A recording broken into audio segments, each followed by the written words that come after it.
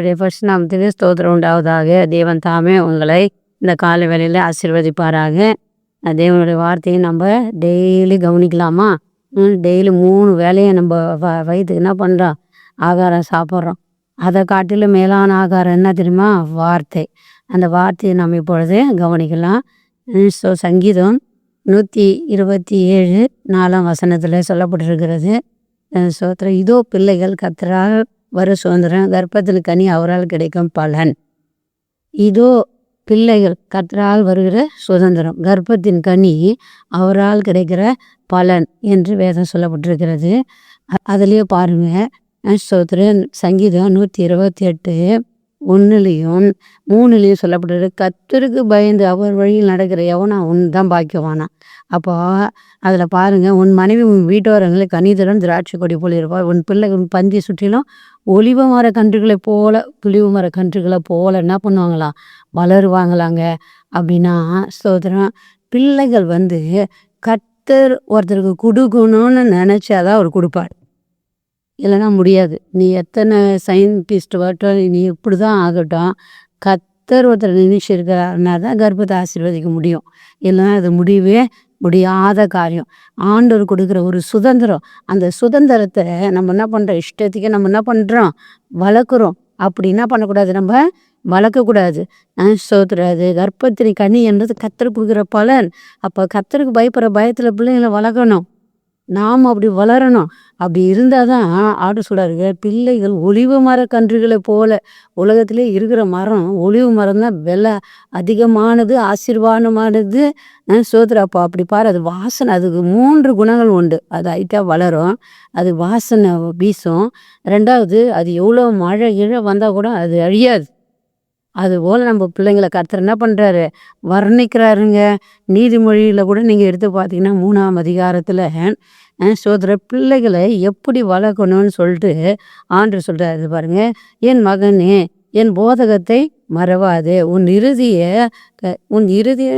என் கட்டளைகளை காக்க கடது, அவைகள் உனக்கு நீடித்த நாட்களையும் தீர்காயுசும் சமாதானத்தையும் பெருக பண்ணும், கிருபையும் சத்தியமும் உன்னை விட்டு விலகாதிருப்பதாக. நீ அவைகளை உன் கழுத்தில் பூண்டு அவைகளை உன் இருதயமாகிய பலகையில எழுதிக்கொள். அப்போ அதனால் தேவனுடைய பார்வையில், மனுஷனுடைய பார்வையில் தய நற்புத்தி உண்டு. உன் சுய புத்தியில் சாயாமல் உன் முழு இருதயத்தோடு கர்த்தரிடத்தில் நம்பிக்கையாயிரு, உன் வழிகளெல்லாம் அவர் நினைத்துக்கொள், அப்போது உன் பாதைகளெல்லாம் செவப்படுத்துவார். அப்போது அந்த நீதிமொழிகள் எல்லா வசனம் சொல்லப்பட்டிருக்கிறது பிள்ளைங்களுக்கு தான். ஏன்னா பிள்ளைங்களை என்ன பண்ணணும்? ஆண்டருடைய போதகம் வசனத்தை சொல்லி சொல்லி சொல்லி நம்ம என்ன பண்ணணும்? வளர்க்கணும். அப்படி நம்ம வளர்த்தா அதுக்கு பின்னாடி நமக்கு என்ன பண்ணாது? கனி கொடுக்கும், ஆசீர்வாதமாக நமக்கு இருக்கும். இல்லைன்னா அது இஷ்டத்துக்கு நீ விட்டின்னா பேசின் பிள்ளைகளாக மாறிடுவாங்க. அதுக்கு பாருங்கள், அதில் நல்லா அந்த 3ஆவது அதிகாரத்தை நீங்கள் நீதிமொழி 3ஆம் அதிகாரம் ஃபுல்லாக நீங்கள் வாசித்து பாருன்னா, அதுக்கு ஆண்டவர் ஆயுஷ நாளை கூட்டு வாரான், அறிவாக இருக்குமா, ஞானமாக இருக்குமா. சோதர அது போகிற இடத்துல கனத்துக்குரிய பிள்ளைகளாக வைப்பாரான் கர்த்தர். சோதர பாருங்க, ஒளிவு பாரு கன்றுக்கு ஒப்பிடுகிறார் உங்கள் பிள்ளைகளை. கர்த்தருடைய பிள்ளைகளை, பெரியவங்களாக இருக்கட்டும் சின்னவங்களாக இருக்கட்டும், உங்கள் பிள்ளைகளை என்ன பாதையில் வளங்க? கர்த்தருடைய பாதையில், கர்த்தருடைய போதகத்தில், கர்த்தருடைய வழியில் நீங்கள் நடத்தும்போது அது பின்னாடி ஆசீர்வாதமாக இருக்கும். அந்த வசனத்தை என்ன பண்ணுங்க? காலையில் எழுந்து பிள்ளைகளுக்கு சொல்லி கொடுங்க. உட்காரும்போது, நடக்கும்போது, போகும்போது. அதுதான் அதுக்கு பாதுகாப்பு. நீங்கள் இருந்து உன் பிள்ளை அமெரிக்காவில் இருந்தால் கூட நீ ஏசக்கோட்டை ஜோமானே வசனத்தை சொல்லு, அது ஆசீர்வாதமாக இருக்கும். சோத்திரம், இங்கேருந்து 1 லட்ச ரூபா அனுப்புனா கூட கர்த்தர் என்ன பண்ணுவார்?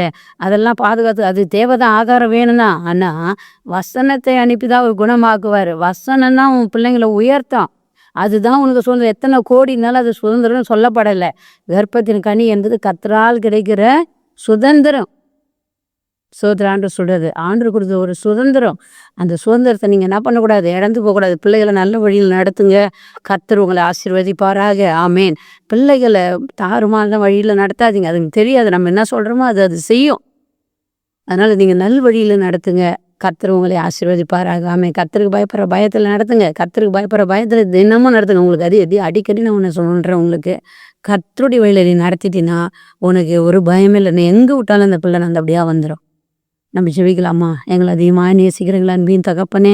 அப்பா ஸ்தோத்திரம் ஆண்டவரே. இதை கேட்குற பிள்ளைகள் மனம் திரும்பட்ட ஆண்டவரே. அப்பா ஸ்தோத்திரம் ஸ்தோத்திரம். இதன்படி தன் பிள்ளைகளை ஆண்டவரே நல்வழி நடத்த கர்த்தர் நீங்கள் ஞானத்தை கிருபை தாங்க.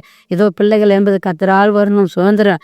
கர்ப்பத்தி கனி என்பது அவரால் கிடைக்கிற பலன். ஆண்டவரே ஏசப்பா, இந்த பிள்ளைங்க நல்ல வழியில் நடத்துங்க. இன்றைக்கி பிள்ளைங்க தாறுமாறாக ஓடிட்டு இருக்கிறாங்கப்பா. எங்கள் பிள்ளைங்க அப்படிலாம் ஓடக்கூடாது. இது கேட்க பெரியவர்கள் பிள்ளைகளை நல்ல வழியில் நடத்தட்டும். ஆலயத்துக்கு கொண்டு போகட்டும். வீட்டில் இருக்கும்போது செபிக்க வைக்கட்டும். போகும்போது வசனத்தை சொல்லி அனுப்பட்டும். அது பிள்ளைக்கு ஆண்டவரே அது கழுத்துலையோ அந்த இறுதிய பலகைகளை எழுதி கொள்ளட்டும் என்று மனதார வாழ்த்தி நான் ஆசீர்வதிக்கிற. தாறுமாறாக ஓடுகிற பிள்ளைகளை ரட்சிங்கப்பா. குடியில் இருக்கிற பிள்ளைகள் ரட்சிங்கப்பா. விபச்சாரத்தில் இருக்கிற பிள்ளைகள் ரட்சிங்க. படிக்காத பிள்ளைங்க நல்லா படிக்க உதவி செய்யுங்க. வாலிப பிள்ளைகளுக்காக ஜெபிக்கிற, பெண்களுக்காக ஜெபிக்கிற, ஆண்களுக்காக ஜெபிக்கிற ஆண்டவருடைய பாதுகாப்பு இருக்கட்டும் என்று மனதார வாழ்த்தி ஆசீர்வதிக்கிற நல்ல பிதாவே. ஆமென். God bless you. கர்த்தர் உங்களை ஆசீர்வதிப்பார். ஆமென்.